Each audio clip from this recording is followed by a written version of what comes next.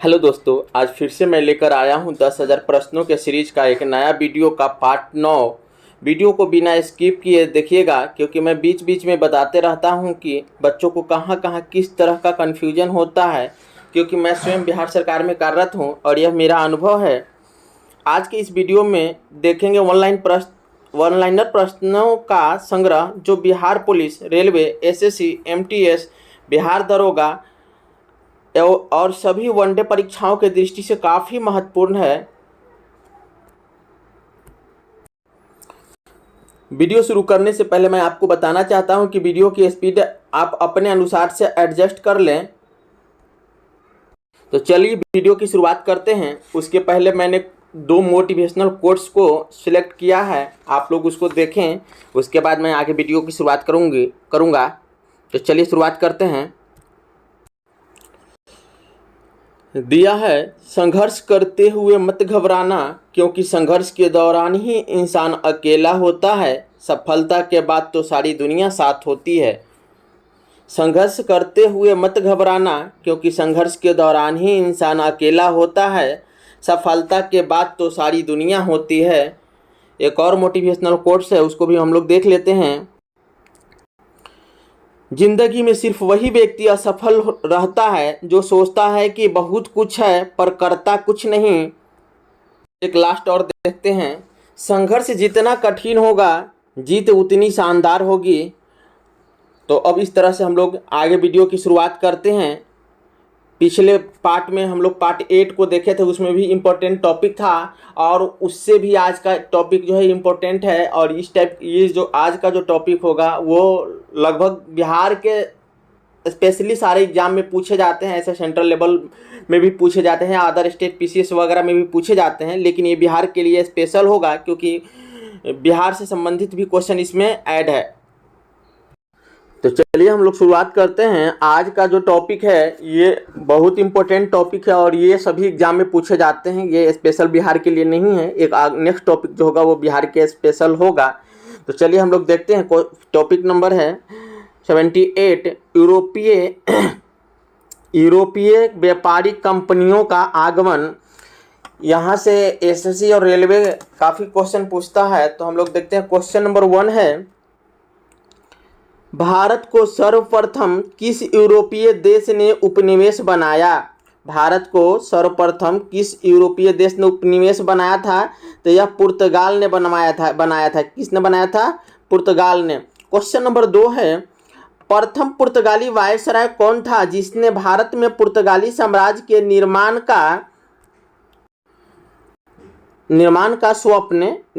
का स्वप्न पूरा किया? तो यह कौन था? अल्बुकर्क था। कौन था? अल्बुकर्क। क्वेश्चन नंबर 3 है, पुर्तगालियों ने गोवा पर कब अधिकार कर लिया था? तो यह 1510 ईस्वी में अधिकार किया था। कब अधिकार किया था? 1510 ईस्वी में। क्वेश्चन नंबर 4 है, पुर्तगालियों की पहली व्यापारी कोठी कहाँ खुली थी? ये क्वेश्चन पूछता है।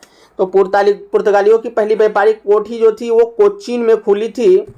क्वेश्चन नंबर 5 है, अंग्रेजी ईस्ट इंडिया कंपनी की स्थापना कब हुई? तो यह हुई थी 31 दिसंबर 1600 ईस्वी को।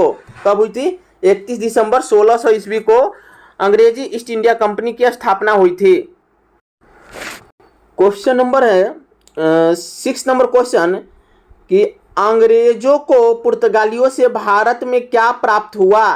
तो क्या प्राप्त हुआ था अंग्रेजों को पुर्तगालियों से? मुंबई प्राप्त हुआ था। मुंबई उसको दे दिया गया था। क्वेश्चन नंबर 7 है कि ईस्ट इंडिया कंपनी को 1668 ईस्वी में कितने सालाना किराए पर बम्बई को सौंपा गया था? तो यह 10 पाउंड के किराए पर बम्बई को सौंपा गया था। क्वेश्चन नंबर है 8, अंग्रेजों की पहली व्यापारी कोठी कहाँ खुली थी? तो यह खुली थी सूरत में। 1612 में। एक क्वेश्चन वहाँ बना था कि पुर्तगालियों की पहली कोठी कहाँ खोली थी? तो वो दिया था कोचीन में। और अंग्रेजों की पहली कोठी कहाँ खुली थी? तो यह सूरत में खुली थी। क्वेश्चन नंबर है 9, अंग्रेज साम्राज्य का संस्थापक किसे माना जाता है या कौन था? तो यह अंग्रेजी साम्राज्य का संस्थापक लॉर्ड क्लाइव को माना जाता है। क्वेश्चन नंबर 10 है, भारत में फ्रांसीसी व्यापारी कंपनी की स्थापना कब हुई थी? तो यह हुई थी 1664 में। इससे संबंधित एक शॉर्ट वीडियो में ट्रिक भी डाला हुआ है, तो आप लोग उसको देख लीजिएगा। उससे सारे क्वेश्चन क्लियर हो जाएंगे, जितने भी कंपनियां आई और वो कब स्थापना की अपनी कोठी को, उसका एक ट्रिक बनाया गया है और वो डाला हुआ है शॉर्ट वीडियो में, आप लोग देख सकते हैं वहां जाकर के। क्वेश्चन नंबर 11 है, अंग्रेजों की भारत में सबसे अधिक शक्तिशाली प्रतिद्वंदी व्यापारिक शक्ति कौन था? यानी अंग्रेजों का था फ्रांसीसी, यह इसका सबसे शक्तिशाली प्रतिद्वंदी था। क्वेश्चन नंबर है 12 नंबर क्वेश्चन, फ्रांसीसियों का सबसे महत्वपूर्ण व्यापारिक केंद्र कौन सा था? तो यह था पांडिचेरी। कौन सा था? पांडिचेरी था। क्वेश्चन नंबर है 13, प्रथम फ्रांसीसी गवर्नर का क्या नाम था? तो यह था डुप्ले। क्या नाम था? प्रथम फ्रांसीसी गवर्नर का क्या नाम था? डुप्ले नाम था। और पुर्तगाली का क्या नाम था? अल्बुकर्क नाम था। इस तरह से क्वेश्चन पूछता है, आप लोग ध्यान दीजिएगा। क्वेश्चन नंबर 14 है, डेनमार्क की व्यापारिक कंपनी का क्या नाम था? तो डेनमार्क की व्यापारिक कंपनी का नाम था डैनिश ईस्ट इंडिया कंपनी, और इसकी स्थापना कब हुई थी? 1616 ईस्वी में।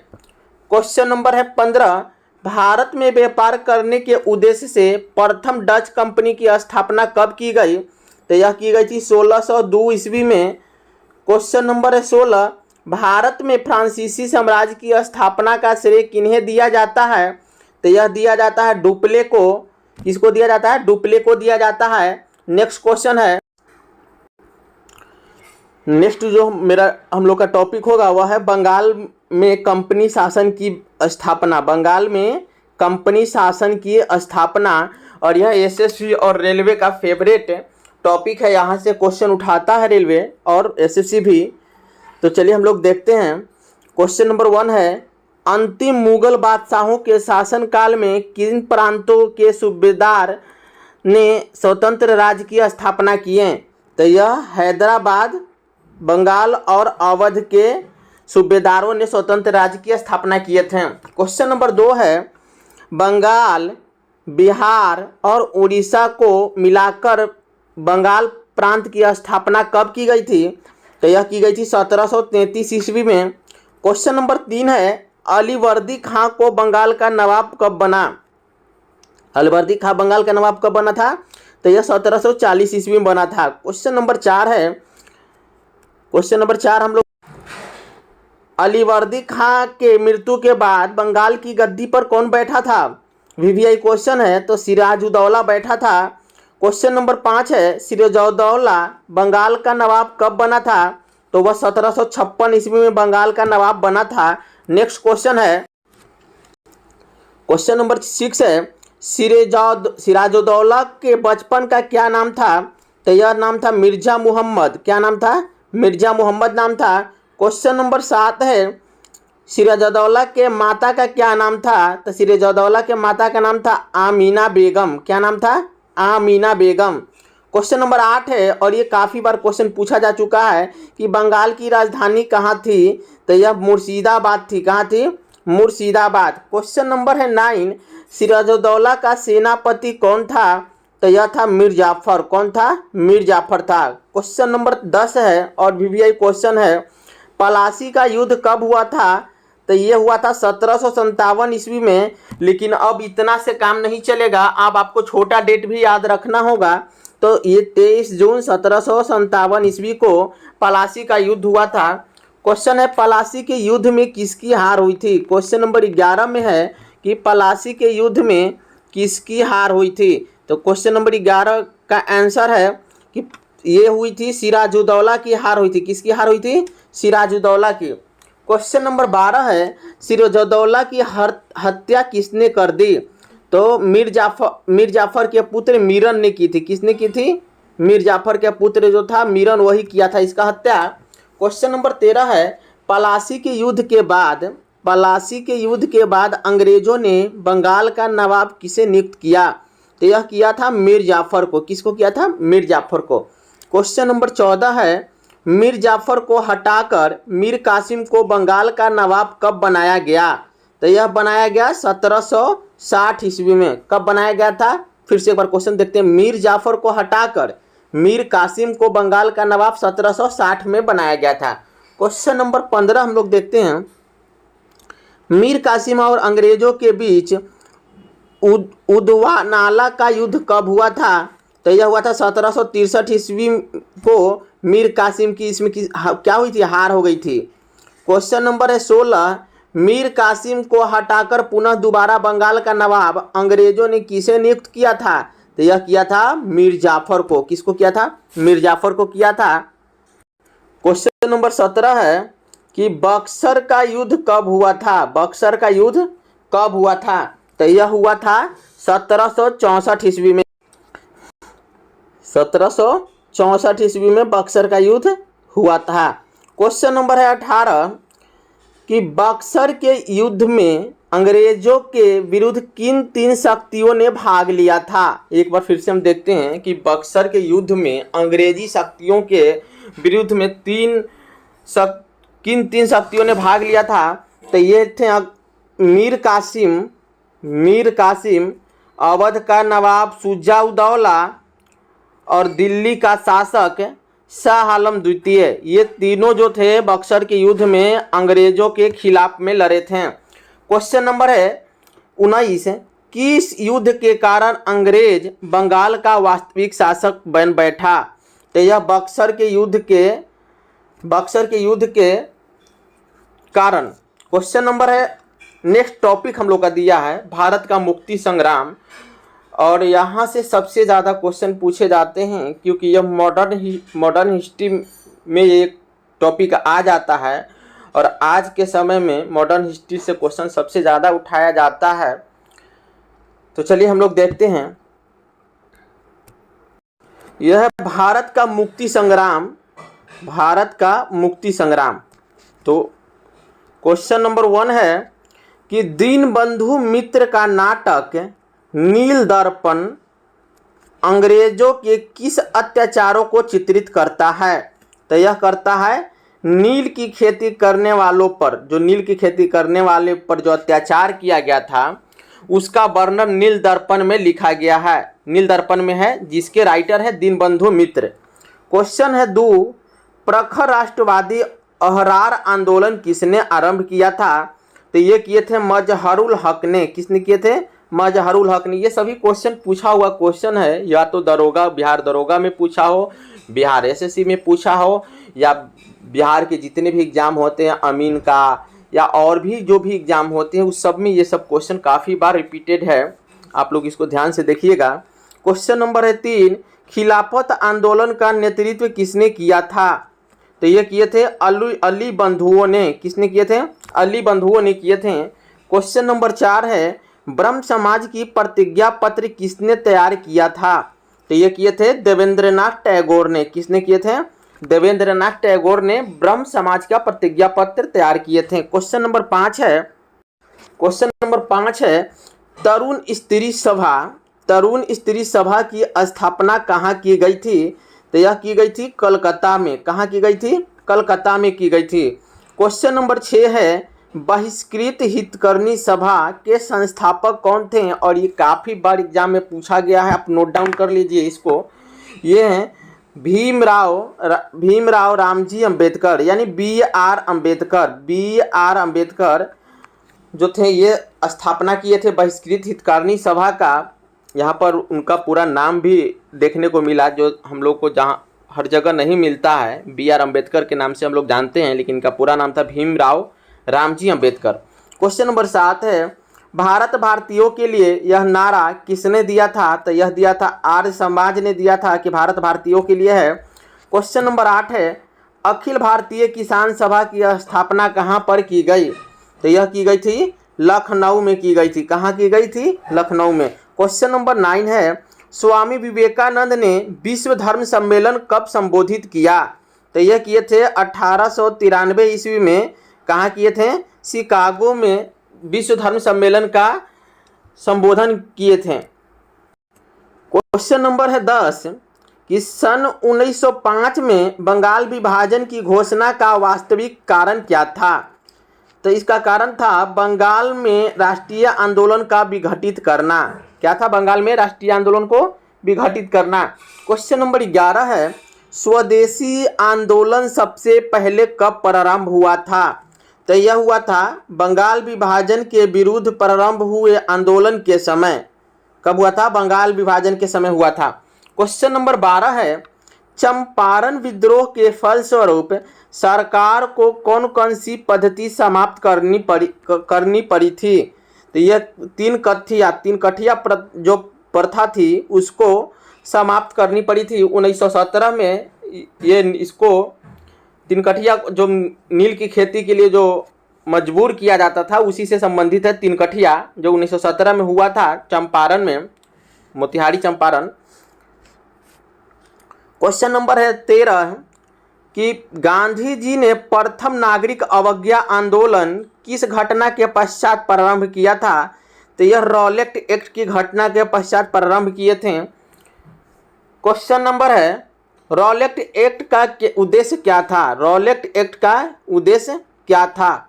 तो यह था मुकदमा चलाए बिना किसी भी व्यक्ति को नज़रबंद करना। मतलब मुकदमा चलाए बिना व्यक्ति को गिरफ्तार करके जेल में डाल देना, यह रॉलेट एक्ट का उद्देश्य था, जिसका काफ़ी विरोध हुआ था।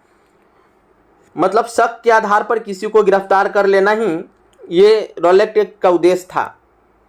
क्वेश्चन नंबर है 15 कि किस घटना के फलस्वरूप RNT रविंद्रनाथ टैगोर द्वारा सर की उपाधि वापस की गई या लौटा दी गई थी?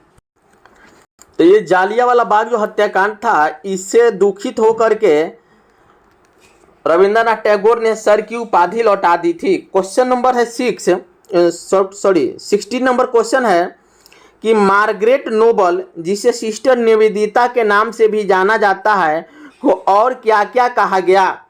तो स्वामी विवेकानंद ने उनको शेरनी कहे थे। क्या कहते हैं? शेरनी कहे थे मार्गरेट नोबल को, जिसे सिस्टर निवेदिता के नाम से जाना जाता है। जबकि रविंद्रनाथ टैगोर ने उनको लोक माता बोला था और अरविंद घोष ने उन्हें अग्नि शिखा कह करके संबोधित किया था। ये एक इम्पोर्टेंट टॉपिक है, बीपीएससी में ज़्यादातर ये क्वेश्चन पूछे जाते हैं, इस टाइप के क्वेश्चन। क्वेश्चन नंबर है 17, गांधी जी ने भारत में प्रथम सत्याग्रह कहाँ किया था? तो यह चंपारण बिहार में 1917 में किए थे। क्वेश्चन नंबर 18 है कि प्रथम विश्व युद्ध के दौरान महात्मा गांधी को क्या कहा गया? तो इन्हें क्या कहा गया? तो इन्हें रिक्रूटिंग सार्जेंट कहा गया। रिक्रूटिंग सार्जेंट कहा गया था महात्मा गांधी को। क्वेश्चन नंबर 19 है, किस अधिवेशन में कांग्रेस दो दलों में विभाजित हो गई थी? तो यह 1907 ईस्वी के सूरत अधिवेशन में। किस अधिवेशन में? सूरत अधिवेशन में गरम दल और नरम दल दोनों बट गया था। बाद में फिर ये एक हो गए थे 1916 में। आगे क्वेश्चन मिलेगा, हम लोग उसको देखेंगे। क्वेश्चन नंबर है 20, किस नेता की भूख हड़ताल के कारण लाहौर जेल में मृत्यु हुई थी? किस नेता की मृत्यु हुई थी? तो ये हुई थी यतीन दास की मृत्यु लाहौर जेल में भूख के कारण। 64 दिन के भूख हड़ताल के बाद 14 दिसंबर 1931 को यतीन दास की मृत्यु हो गई थी। नेक्स्ट क्वेश्चन है, क्वेश्चन नंबर 21 है, 1945 में दिल्ली के लाल किले में किसके विरुद्ध मुकदमा चलाया गया? तो आज़ाद हिंद के सैनिकों के विरुद्ध चलाया गया था। क्वेश्चन नंबर 22 है, भारत की राजधानी कलकत्ता से दिल्ली स्थानांतरण कब की गई? तो यह 1911 ईस्वी को वायसराय लॉर्ड हार्डिंग के समय की गई थी। क्वेश्चन नंबर 23 है, सर्वप्रथम पाकिस्तान शब्द का उल्लेख किसने किया था? तो ये ऑक्सफोर्ड विश्वविद्यालय के विद्यार्थी चौधरी रहमत अली, इनका पूरा नाम था चौधरी रहमत अली, ने पाकिस्तान शब्द का उल्लेख किया था। क्वेश्चन नंबर है, नेक्स्ट क्वेश्चन है कि पाकिस्तान की प्रथम मांग मुस्लिम लीग के किस अधिवेशन में की गई? तो यह लाहौर अधिवेशन में की गई थी 1940 ईस्वी में। कब की गई थी? 1940 ईस्वी के लाहौर अधिवेशन में पहली बार पाकिस्तान की मांग की गई थी। क्वेश्चन नंबर है 25, मुस्लिम लीग ने मुक्ति दिवस कब मनाया था? तो यह मनाया 22 दिसंबर 1939 को मुक्ति दिवस मनाया था मुस्लिम लीग। क्वेश्चन नंबर है 26, 1943 के मुस्लिम लीग के कराची अधिवेशन का मुख्य नारा क्या था? तो यह था विभाजन करो और जाओ। विभाजन करो और जाओ, यह कराची अधिवेशन का मुख्य नारा था जो मुस्लिम लीग ने दिया था। नेक्स्ट क्वेश्चन है क्वेश्चन नंबर 27 है कि मुस्लिम लीग ने प्रत्यक्ष कार्यवाही दिवस कब मनाया था? तो यह मनाया था 16 अगस्त 1946 को। दो क्वेश्चन यहाँ पर बना है और कन्फ्यूजन लोगों को होता है। अगर मुक्ति दिवस पूछेगा तो 22 दिसंबर 1939 लगाना है, जबकि प्रत्यक्ष कार्यवाही दिवस पूछेगा तो 16 अगस्त 1946 आंसर होगा। क्वेश्चन नंबर 28 है 18 अगस्त 1829 का कांग्रेस ने किस दिवस के रूप में मनाया?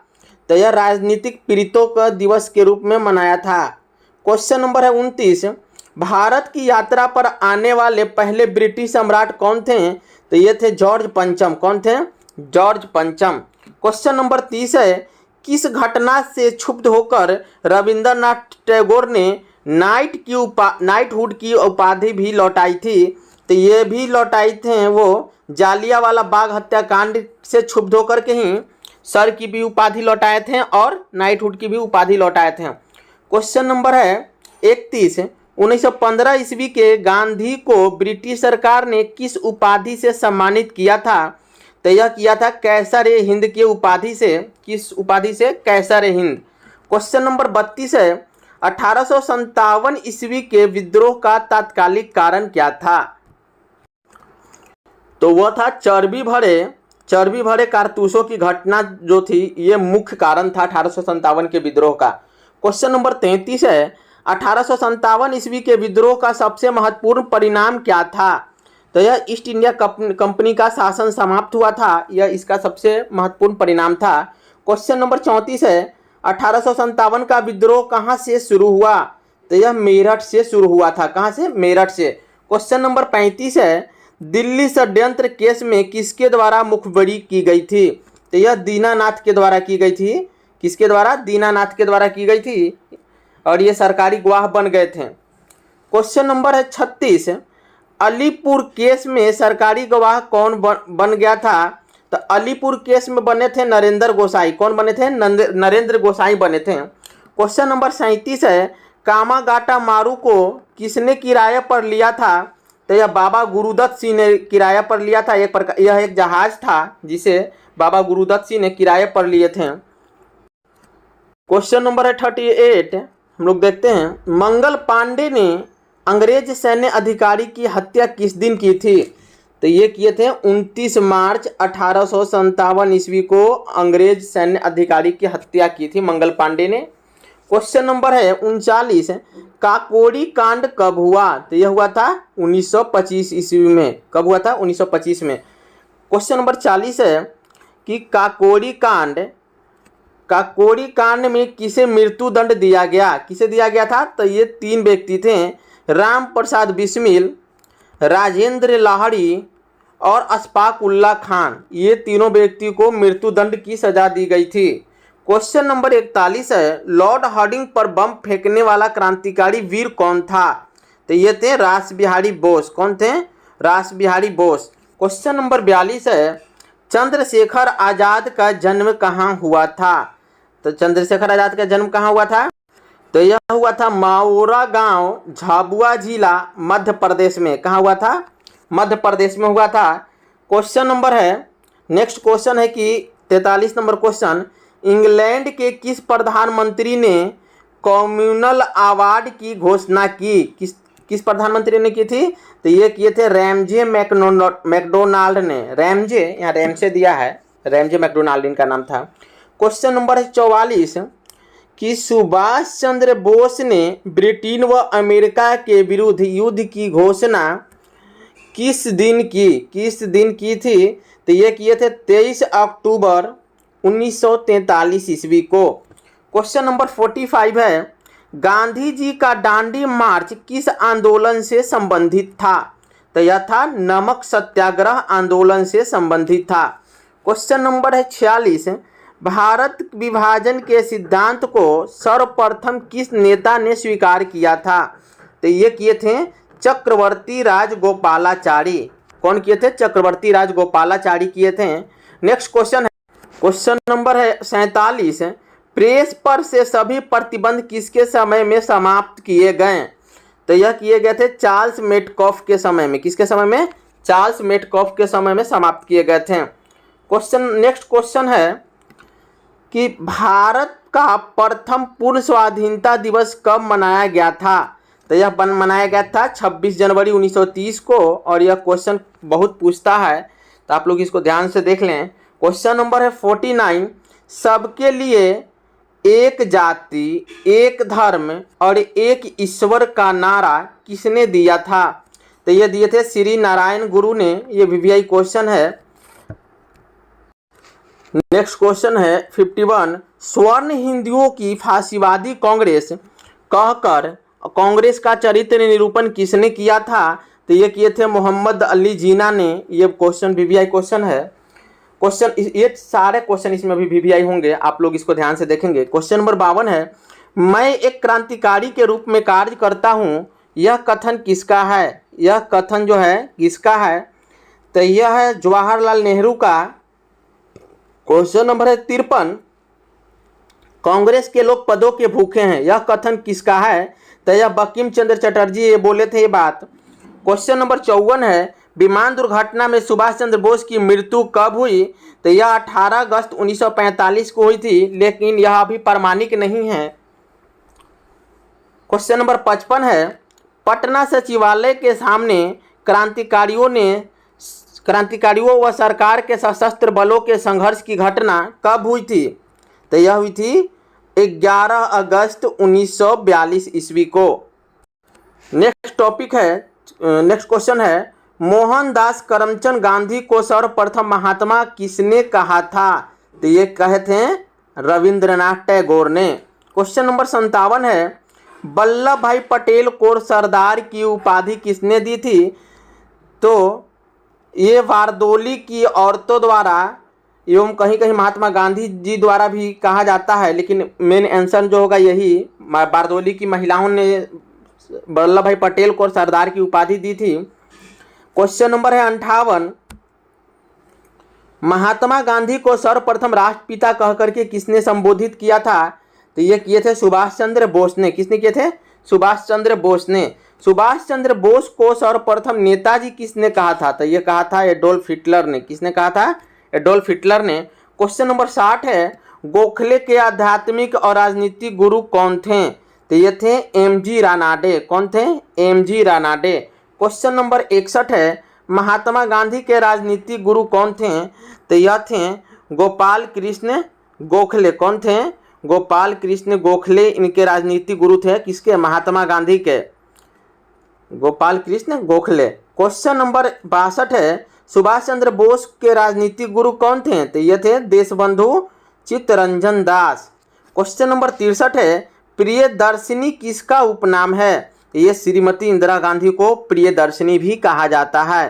क्वेश्चन नंबर 64 है, भारत के किस प्रधानमंत्री की हत्या दिल्ली में हुई थी?